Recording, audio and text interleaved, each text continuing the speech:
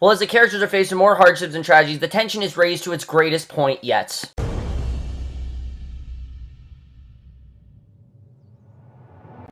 Hey guys, I'm for the Vampire Diaries, Season 8, Episode 5, Coming Home was a Mistake, and holy shit what an episode this was. I mean, so much went down in this episode, a lot of tragedy, a lot of stuff going on. I was definitely looking forward to this one. As you guys know, I've really been enjoying the season so far, but this really, I think, really showcased how great this season is, and so many things happened here. You know, like I said, this was a very hard episode to watch. The best way to describe it is it was kind of like what happened when Liz Forbes died in Season 6, you know, very much how tragic that episode was. This episode wasn't nearly as tragic as that, but it very much reminded me of that, and I think it was definitely just as sad, and the poster actually finally came to fruition in this episode. But let's just get in this episode because there's a lot to talk about. A lot really did go down, and I continue to be very impressed by the season, and definitely a really good way to go on a hiatus, because this is definitely the episode to go on for that, so let's just get into it. We start off with, right off the bat, a very tragic scene. We see Matt, he brings Tyler's body and coffin back to Mystic Falls, and it's very sad to see, because I think everyone's been, and the way the episode's called Coming Home was a Mistake, kind of is, of course, you know, alluding to Matt coming home was a mistake, definitely. So Stefan and Caroline seem blissfully unaware of what has taken place, sharing a tender moment in the kitchen, before Caroline's phone rings, and it's Matt. Bonnie's up at the cottage with Enzo tied up on the floor, and Matt calls Bonnie, and Alaric is enjoying a tea party with Lizzie and Jozie, and then he gets a call from Matt, and they all unite at the Salvatore house where Tyler's coffin is laying in wait. Just a really good way to start the episode. The fact that we're all completely unaware, and then they have to see what goes down. It just really adds a lot of tragedy and a lot of tension to what's going on, because now it gives them more motivation for wanting to kill Sybil and for wanting to fix Damon, because we know this was an exact result of Sybil's manipulation. And Stefan then writes a note to Elena about what happened to Tyler, and basically, you know, he doesn't really know how to say it to her, because how do you really say it? I mean, Tyler, someone who they cared about so much, died, and while Lark is sitting outside his home, we see Seline. She offers to take care of the kids today, and he says that that would be great, and of course, he's completely unaware of, you know, who Seline really is and what she's done to Georgie, which we have not heard anything about. I'm assuming that Georgie's gone, I don't really know, but Lark tells Seline that it was sad to see the whole Lockwood legacy has come to an end. And we've known, you know, how big of a legacy that was. There were so many Lockwoods, and Tyler really was the last to die. And Stefan is furious about Tyler being collateral damage between Damon and Sybil, because that's exactly what it is. Stefan feels like he is at a loss with Damon, but Caroline says that maybe they should mourn Tyler with their friends. It's the least they owe him, because he was someone that, yeah, maybe she once had a relationship with, but we know after that they kind of grew apart, but she still has always really cared about him. We've always seen that care that Caroline's have for him. I know a lot of people said, oh, it didn't really make sense, but they've always cared for Tyler. Even though Tyler's been, I think, very neglected, and he's been kind of abandoned in a sense, they very much did care about him, and the best way to, you know, honor his legacy is to give him a funeral. I thought it was a really good way to show that, and it really does set up how tragic and tender of an episode this was really going to be.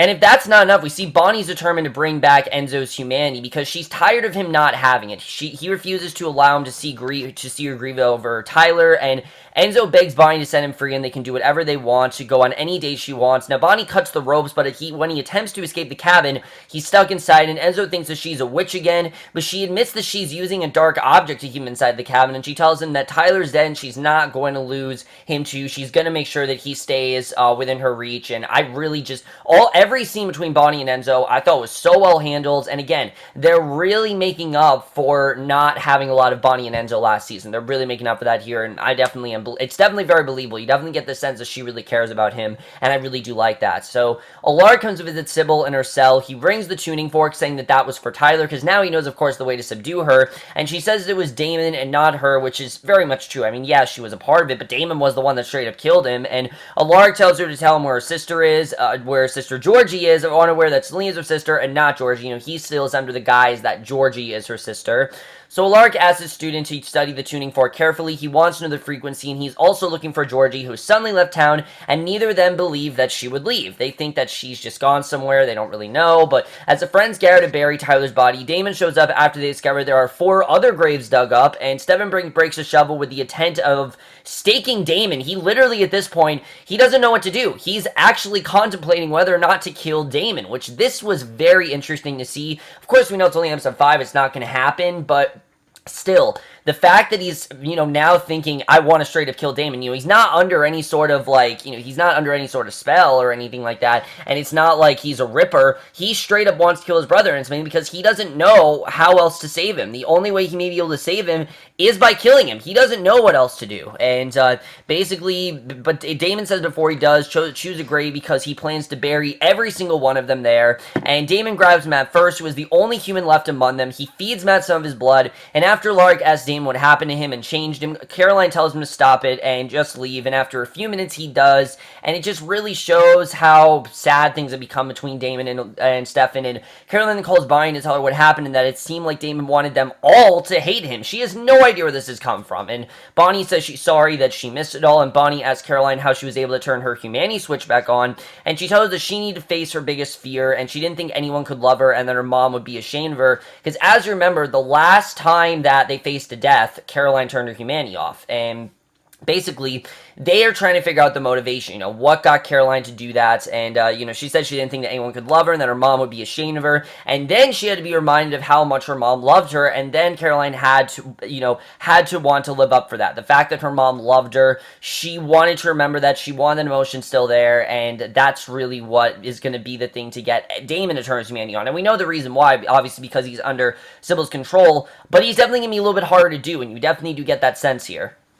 So Enzo then begs Bonnie to let him go. She is insistent on turning his humanity back on, and Bonnie reminds him that he wasn't depressing, and that he was amazing too. He was wildly romantic and loyal, and obviously, he doesn't really remember that stuff. He's got his humanity off, and basically, Bonnie then leaves the cottage. Alaric tells everyone that he is someone working on the tuning fork and finding her sister. And Stefan says in order to save Damon from the siren, they need to save him from himself, which means putting him down. That's the only way at this point. They think the only way to save him is by killing him. And Alaric doesn't like that idea at all, but Stefan says they need to do it for as long as they can to protect themselves. Really the only reason, they were completely... Stefan's at the end of his rope here. He doesn't know what else he can do. And Damon comes to visit Sybil. He basically tells her that they are not friends, but he did steal what she needed from the Donovan family, losing everyone who loved him. He says he has no idea why he would do that, what he did. He doesn't understand why, because again, he was under Sybil's control. He wouldn't do that unless he was under her control, and Sybil says that he isn't a loyal servant if he is troubled and hostile, his heart felt pain, and he isn't completely hers, which is very much true. I mean, this has very much been Damon's decision. I've said this since episode 1.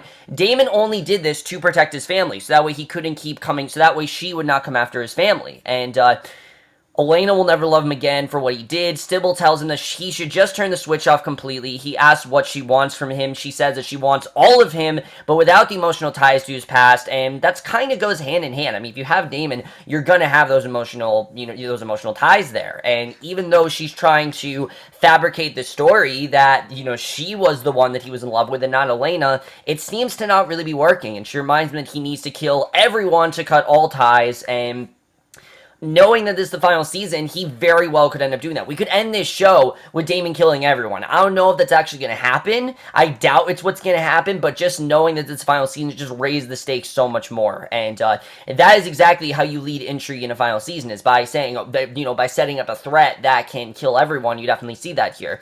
So Matt's dad is with him. He receives a box from the armory. Matt continues to blame his dad for bailing on him when he was such a young child, and they're actually giving Matt something of substance to do. He's not just being this policeman who is just trying to get away from a bunch of, vampires and shit like that. He actually is getting something of substance, and his dad doesn't understand how everything happened. Matt tells him that this is something he has dealt with his whole life, and if he dies in the next 24 hours, he will become a vampire as well, and then there will be no humans left on the show. And Matt tells him he isn't in the mood to give him a history lesson, and he's kind of under the intuition that maybe he will in fact die, that maybe he will be a vampire, and he opens a package from the armory. There's a letter from Tyler asking him to help him find someone, and I did think the letter from Tyler was very much something Tyler would say. It said, like, I'm dead, it sucks, but you need to help me find someone. And these are pictures with the name Seline on them. So now they're starting to put together what's going on with Seline being the one to kidnap, being the one to be Sybil's sister. I think that was very interesting to see. And again, I like that Matt's actually getting something good here.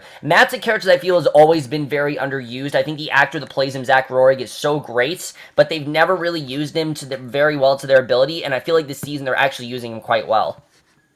So back at the army, Alaric and his assistants are working on the tunnels, when and where they were built, and they continue to work, especially after they learn that Georgie left everything behind in her room, and clearly wasn't planning on going anywhere. So now Alaric is starting to figure out what's going on here, and obviously he's starting to figure out that Georgie might not be the one in the wrong for this. And Seline then takes the girls to the carnival where they get a prize of a dead goldfish. Seline promises they will go home and give him a proper burial, and Stefan is then loading weapons and heading to a carnival, insisting on going alone. And after he tells Caroline he may lose Damon forever, she reminds him that he has lost him forever, and he is going with the intent of killing him. And it's such a powerful scene, knowing that he actually does plan on killing Damon. That's what he plans on doing here. He plans that, that this is going to be it, that he's going to kill Damon, and that's how this is going to be. And they really don't think that he's going to come back. And Enzo tries to convince Bonnie that he remembers their romantic moments. Bonnie starts to pour gasoline all over the cottage, and Enzo tells her that he isn't afraid of fire. She tells him she knows that he's afraid of people leaving or people abandoning him, and the one thing that always happens to him over and over again. And that's very true what's happened. I mean, that's one of the reasons why Enzo has been such an unreliable character, because everyone that Enzo comes in cahoots with just leaves him. And that's why Enzo's always felt kind of out of place on the show. And the way they're dressing, I think, actually does kind of make sense. Bonnie says that she's staying inside the burning cottage until he turns his humanity on. She'd rather die in the fire than leave him, and knowing that she could die, I mean, this definitely was a pretty big deal. I honestly thought that Bonnie could have died here, but Damon and Stefan then come face-to-face with the carnival where everyone's leaving because they were warned about a gas leak, and I think everything in this episode has been leading up to their confrontation. We knew that Stefan was going after Damon. We knew that something big was going to happen here, and I like the way that these two come face-to-face. Damon begs for his brother's help. Stefan says he was surprised that Damon wants his help after killing Tyler, and Damon says that Sybil is the one person who's keeping him away from the devil. Stefan tells him that if he can feel, what is the point of being alive? And yeah, it's kind of a cheesy line, but it made sense. I mean, really, there's no point if he can't feel. That's one of the joys of humanity, is to feel things. And Stefan agrees, tells him he can see the humanity trying to break through in his eyes, and that's because the humanity's still there, as we know. So Stefan is starting to realize that something's up. Stefan tells Damon he loves him, but Damon says he won't come home. And after Stefan fails to shoot Damon, Damon attacks Stefan and Caroline, shoots Damon 3 times in the back with her vein, and again, plans on killing him. Because if he's going after Caroline, then definitely this is very serious. And Bonnie's then coughing. She's choking to death. She refused to leave Enzo. He fights it, calling her stupid. She tells him she's not leaving him. He asks her if there's any last words. Enzo tells her she's as good as dead, and she passes out from the smoke, and Enzo then drops to the ground, begs Bonnie to wake up, and finally it seems that she's gotten him to turn his humanity back on. It seems like when your emotion reaches your greatest point, that's when your emotion turns, that's when your humanity turns back on. That's what we've always seen from this show, and this is for example that. Take, for example, the scene where Elena's burning all of those pictures of Jeremy, or trying to erase Jeremy, and then finally she comes to her senses. We have that. Or, for example, when Caroline turned her humanity off, I don't remember how it ended up happening, but she got her humanity back on, and I think it was definitely well done the way this was. I really was not looking forward to an entire season of Enzo with his humanity off, and he begs Bonnie to wake up, but he picks her up in his arms and keeps telling her to wake up, and she's going to, but just knowing that he was able to wake up, I thought was very well done, and really to show how important that emotion and tragedy really is this season. So Seline and the twins are in an abandoned building. One of the twins asks if they're going to bury the fish. Seline goes on to tell them in their own way that they're made of 2 parts, bodies and souls, and some people are special, and when they die, a man named Cade comes to take their souls away. So we starting to see how Cade really fits into all this, and she explains that he doesn't take their bodies, but they do have much respect to him, and Seline convinces them to call him. And it seems that the girls are kind of like very much involved in this. We don't really know how, but just the girls help Seline to call him. They also set the fire on where the fish is laying, and Seline tells them that they are ready. When they ask for what, she tells them that it's a surprise. Enzo then saves Bonnie, but he's unable to leave the cottage. He tells Bonnie that she loved him more than anyone his entire life, but it's his time. He tells her it's enough, and Bonnie says she refused to leave him and runs back in to put out the dark candle. Enzo runs in and out to save her. She has managed to turn his humanity back on. He's upset that he almost killed her. She says it's okay. She's never going to leave him, and I like that. I like that Enzo is back to his humanity, because again, I want to see these two in a relationship. I want to actually like these two, and I really do like these two, actually. They're doing some really good stuff with them, and if they turn his humanity off, it would be one step back, and I like that. It seems that, if you turn your humanity off, it doesn't last forever, and we've always known that, but I like that Enzo, and Bonnie seem to still have that connection. That's something I think has really worked out for this season for the better, and I've really enjoyed that. So Stefan has Damon chained, locked inside his coffin, telling him how sorry he is. He closes the lid, and Matt continues to search through the box he got from the armory. His dad comes in. Matt explains that Tyler was helping this girl named Virginia St. John, who told him about these sirens who escaped the vault. She had all this research and letters from her great-grandfather, and Dalton, who released one of the sirens in 1983 when Virginia died, she sent all this to Tyler, and now that Tyler died, he passed it on to Matt to continue where he left off, and that's what Matt's plot is going to be this season, I'm guessing, and Matt tells his dad he isn't the right guy for the job. His dad says that Tyler probably sees in him what he sees in him right now, and he tells Matt that he's brave and fearless and impossibly resilient, and he got there on his own. And it seems that his dad is going to give Matt this courage he really doesn't have. Remember, Matt was ready to leave the town. The only reason he came back was to get everyone away from Mystic Falls because he doesn't want any humans there because it's just not really safe anymore. But Matt is really seeming to have a purpose in this world, and that's something that Matt hasn't really felt like he has had. He doesn't really feel like he's had that purpose, and now it seems like he is getting that purpose back,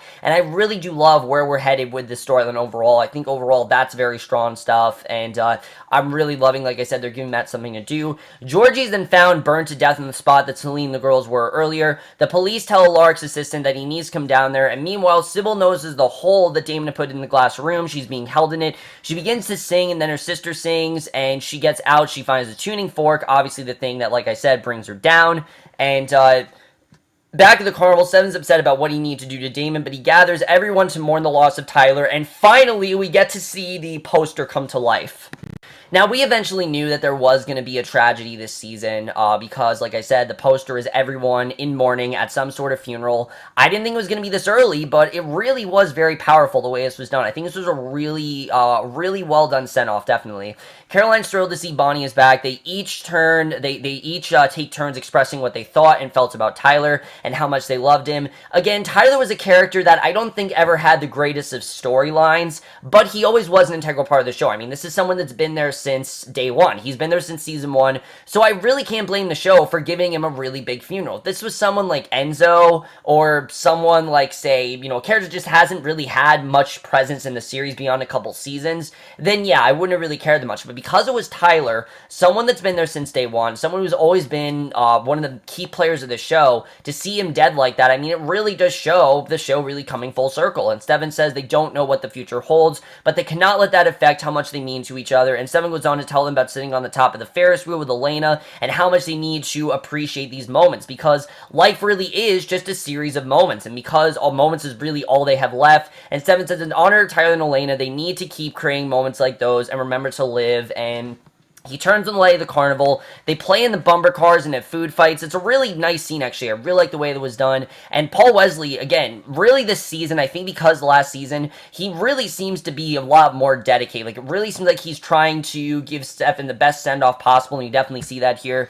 So Alaric writes to Elaine about how much they missed her today and how bad it was in a long series of bad ones, but they liked how they came out of it and that Elena would be proud. And Stefan approaches Caroline, thanks her for what she did. She said that she will be his wife soon and she will be there to protect him and defend him whenever needed. Again, not too sure if that's actually going to happen, but she promises to remind him that he's strong enough to get through the day anytime he needs it. And Alaric calls Seline, thanks her for staying with the girls on her day off. She said it's no problem because they keep her young, and again, he has no idea what's going on. But then we get to the ending here, which this is very interesting. At the end of the episode, we see Sybil has somehow broke into Damon's coffin because, like I said, she completely shattered her the prison that she was in, and she wakes him up. He tells her that he's done feeling, ready to have some fun with Sybil, and he is all hers. And we don't know if this is actually true. Has Tyler's death really gotten to Damon that much? I don't know. I feel like he's trying to, get her into, like, he's really just trying to make her feel like he's on her side when he's really not. And back at the carnival, Caroline says she's glad that Matt is back in Mystic Falls.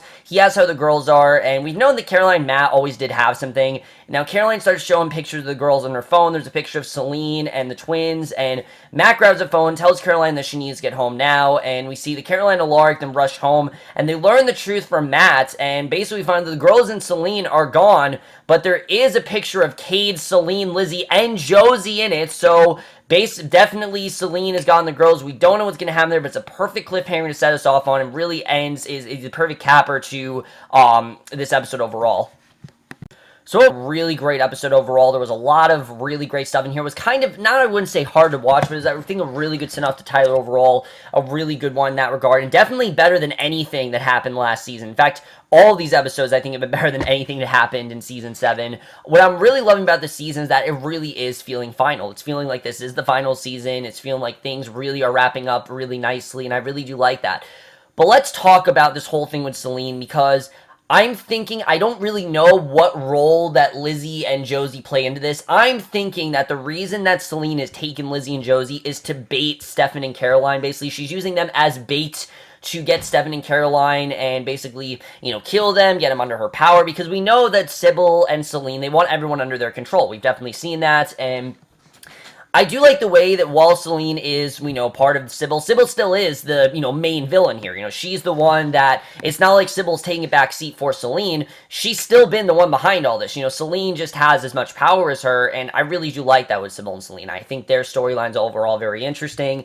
And what I like the most about this episode, though, besides the fact of, that whole twist, I thought Matt having a purpose this season is something that I'm really liking that I'm seeing. Because, again, Matt has been a character that I feel has been very, very irrelevant since I think about Season 5. I think that was the last time where he had a really good storyline. And ever since then, Matt really hasn't had anything of substance to do. And I like that now Matt seems to actually be playing a pretty integral part in this series. Now, I don't know if that's just because this episode was about Matt and Tyler, and we know how close that they were, but it seems like they're giving Matt some really great stuff to do, and I'm very happy to see that. The fact that he's the one to find Seline, he's the one to find the twins, I like that. I like that Matt seems to be the one to do this.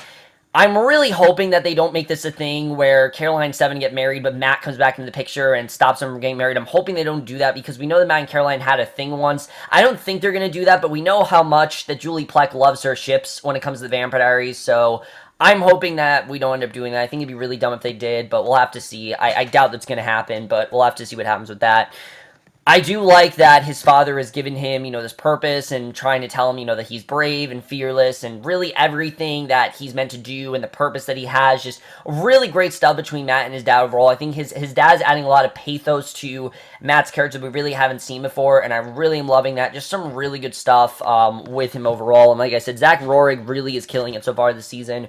Really loving what we're getting from him. And then Damon. I think Damon's going in a very interesting direction, too. Is Damon fully under Sybil's control? Again, I can't tell. I can't tell if he's fully under her control or if he's just saying this to get her under his control and essentially use that against her. That's what I'm thinking he's doing. I think that, once again, he's doing this for his benefit. He's doing this to protect his family, and he will do whatever he can to make sure she doesn't come after his family, which, of course, is also the reason why Enzo turned off his humanity. But now that his humanity is back, we know that Sybil can find anyone within seconds. She can get into someone's mind. She knows everything about them, find out where they are. So if that's true, that means that she'll probably be coming after Bonnie pretty soon, right? I mean, now that Enzo has his humanity back on, definitely she will. But now that Enzo seems to have his humanity back on, and he's not really with Seline, I don't know if they're necessarily safe. I don't think Bonnie's really in the clear necessarily, but I don't really know where that's all going. I think that's going to be very interesting to see what ends up happening with that. If Sybil ends up finding them, I don't really know, but we'll have to see, really. I think that's very interesting. And as far as, Bonnie and Enzo go, is Enzo going to turn his humanity back on? I don't really know what's going to happen with that. A lot of people are telling me that Georgie's done, that they think she's gone, but again, if she was descended into hell, we know that Damon and Bonnie were in hell for half a season of Season 6, and then they eventually came out of it.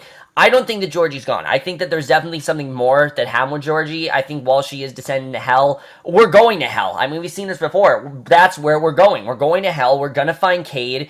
Cade is going to play a big role in this. Cade, I think, is going to be our big villain of this season. While Sybil and Seline are good ways to start it, Cade, I think, is going to be our big villain. And I really hope that ends up paying off in the end, because there's been many times the Vampire Diaries starts off with one villain and then they end up having another villain that's not nearly as good. Happened last year, and I'm worried it's going to happen again this year. I don't know if it's going to happen. I just have this worry. Lily started off as our villain, then Julian was our villain, and then we ended with Bonnie being our villain, and it just, neither of those villains really were all that compelling, I have to say. I think Lily was the best of the three. Bonnie being the villain was okay, but I really hope that we get someone. Well, Raina, actually. Raina was our villain, and then Bonnie ended up being our villain. So I'm hoping that Cade ends up paying off in the end. We've heard a lot of talk about him. We've seen flashbacks, and I'm hoping that that does not let us down, because Cade seems to be the key to all this, and I'm hoping that things end up going well there. I think that's definitely going to be very interesting. And then Stefan and Damon.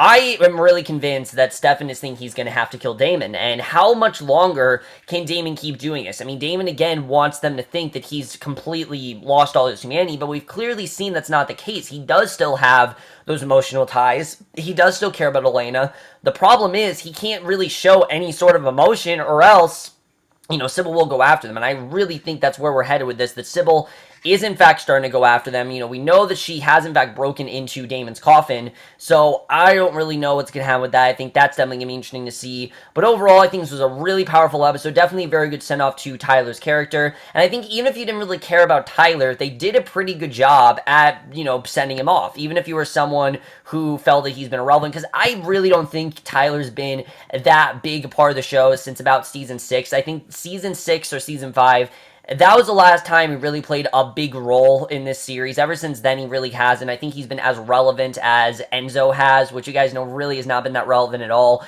Enzo's a lot more relevant this season. I'm not saying that. Enzo, they're giving some really good stuff to do this season. I like that, because the actor who plays him, Lorenzo St. James, is very good. I've always, well, not Lorenzo St. James. That's not the actor that plays him. That's Lorenzo's real name. The actor that plays him, I can't think of his name. How the fuck did I fuck that up so badly? Michael Malarkey. There we go. Michael Malarkey, who plays Enzo, is a very good actor, and I like that they're really giving him stuff to do, because he really is great in this show, and I'm glad to see that he is getting some really good stuff here. But overall, guys, definitely really did enjoy this episode. Let me know what you guys thought of this episode overall. Loved your thoughts on it. Did you like seeing, you know, the twist with everything? What do you think that's all about? Did you like seeing Tyler's send-off? How did that really work for you? And do you like that Matt is really giving something to do? Again, maybe it's just this episode, but to me it seems like they're actually giving Matt something to do. The other thing I gotta say, before I close out this review, I like that while we said last year's season was really supposed to be about Stefan and Damon, you know, turning against each other, this season really is about that. They are the focal point of the season. You know, Stefan and Damon's relationship is the focal point of the season. It's the best way to end the series, and especially with Elena not there, Damon and Stefan have always been, you know, a big part of this, and I definitely really do love that. I like that Elena is kind of still a part of the series, but she's really not. But that's my review. Hope you enjoyed it. Let me know what you guys saw this episode overall. Loved your thoughts on it. We'll see you guys in my next video, which will be for a movie review, and we'll see you guys for that. Okay, bye.